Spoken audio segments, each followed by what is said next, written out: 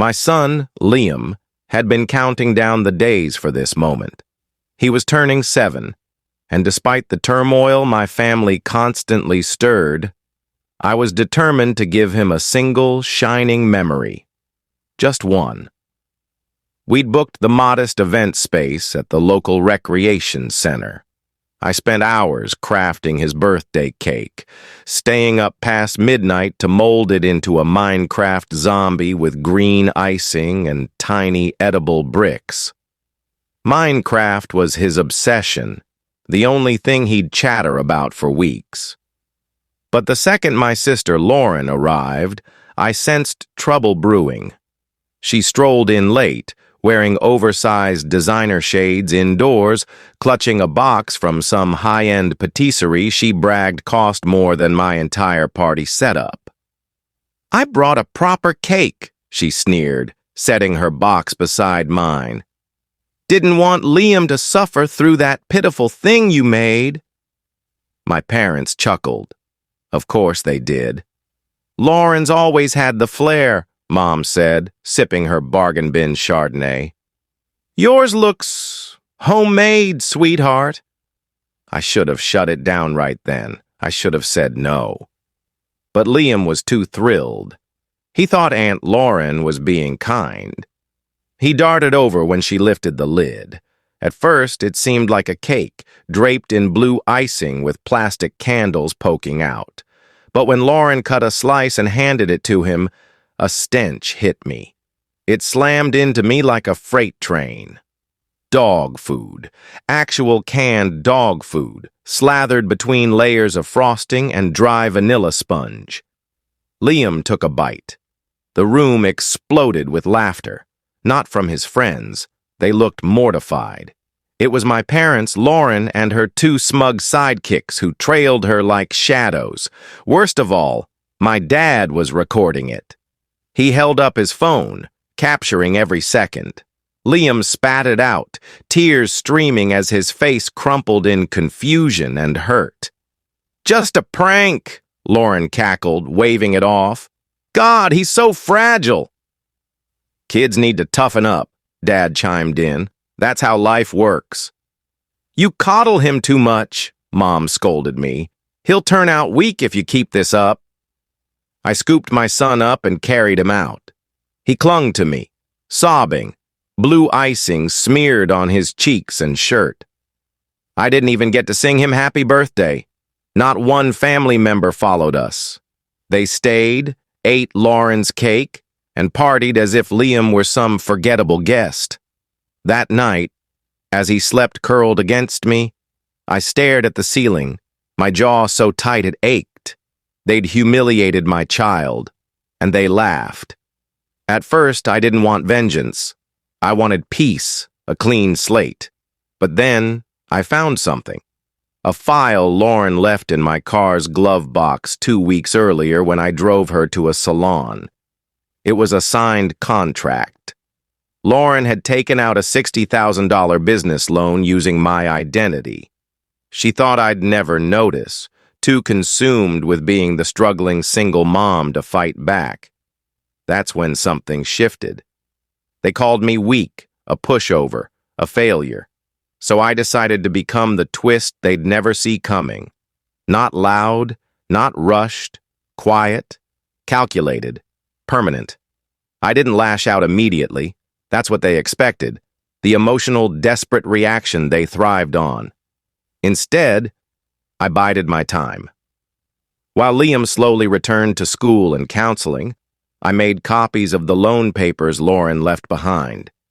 I verified the forged signatures, fake pay stubs, and a sham LLC she'd set up in my name. She was audacious, thinking family ties made identity theft just another minor slight. First, I went to the bank, Liam's hand in mine. I brought proof of my real income and my true signature. In a steady voice, I laid it all out. By the time I left, the fraud team had launched an investigation. They assured me I wouldn't be liable, but Lauren? She'd hit a wall the next time she tried to borrow a dime. But that wasn't enough. Not for what she did to my son, not for my parents' laughter. So I started making calls, discreet ones, to people she'd never suspect I knew, her former roommate, a web designer she'd stiffed on a project, a bakery owner she'd trashed online for a minor error, her ex, Noah, who she'd painted as a monster to the family, but had actually bled dry during his cancer treatment. Piece by piece, I gathered what I needed. Then came the perfect chance. Lauren's fiancé, James, was hosting a grand engagement brunch to impress his wealthy family. Old money types who spoke in clipped tones and wore monogrammed cufflinks. Lauren had spent months building a facade for them. A polished, successful entrepreneur with a flawless family background. So I sent her an anonymous gift.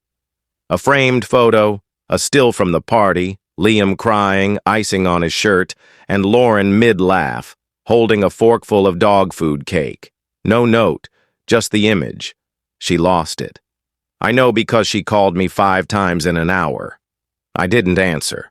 She texted, "You're twisted. How dare you wreck my life?" But I wasn't finished. James's parents?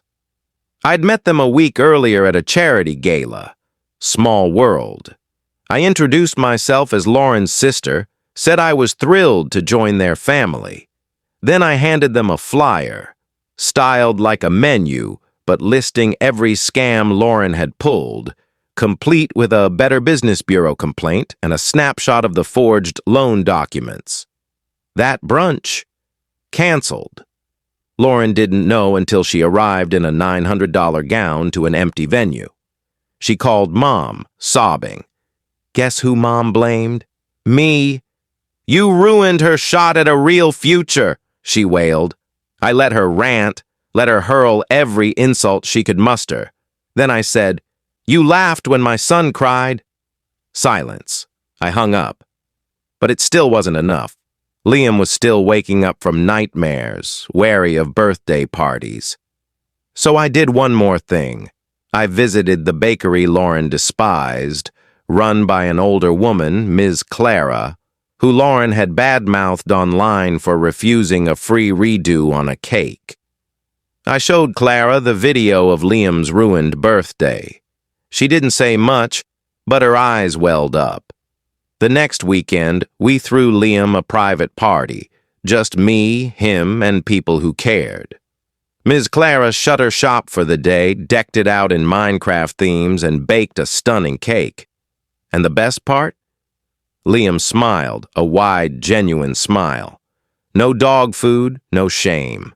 Just love. Revenge, though, has a way of cloaking itself in quiet. Lauren didn't go to prison, but the fraud caught up. The bank locked her accounts. James ended the engagement and left town. Her reputation shattered. My parents begged me to reconsider when Lauren moved back in with them. I said nothing, not out of forgiveness, but because silence, after all their noise, was the sharpest blade I could wield. 3 months passed, calm and quiet. I didn't invite my parents over, didn't return their calls, didn't even bother blocking them. They were yelling into nothingness, and I'd made my peace. But Lauren wasn't done. When I thought she'd hit rock bottom, she played one last desperate card. She tried to sue me, not for slander, but for emotional sabotage, claiming I'd destroyed her relationship and caused her distress.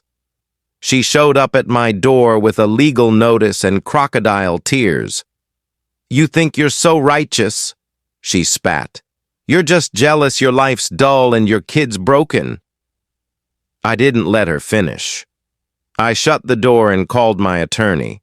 Lauren had no case, but I wasn't content just defending myself.